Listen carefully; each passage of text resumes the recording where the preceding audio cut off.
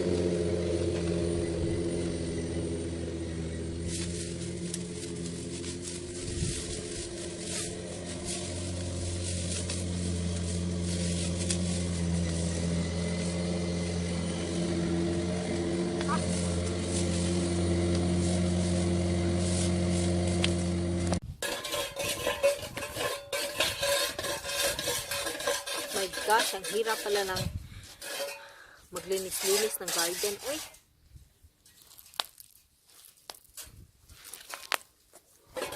Lagay ko kayo dito so makita niyo pinagawa ko.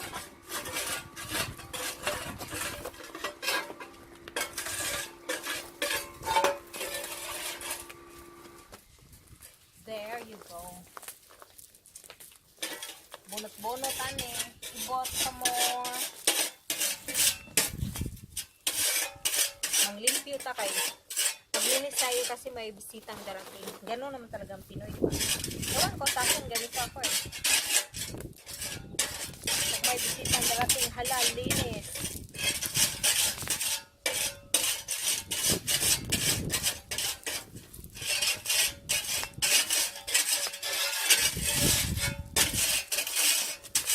Ang ingay ng asawa ko.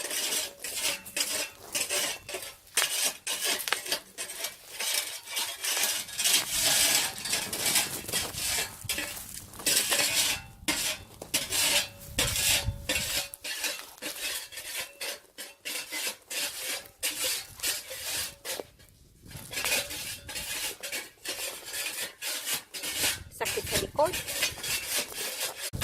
Ang productive namin ngayon today. Maganda din kasi yung mga kapitbahay namin gaganda na ng garden nila, tapos kami parang wala. So at least we're doing it now.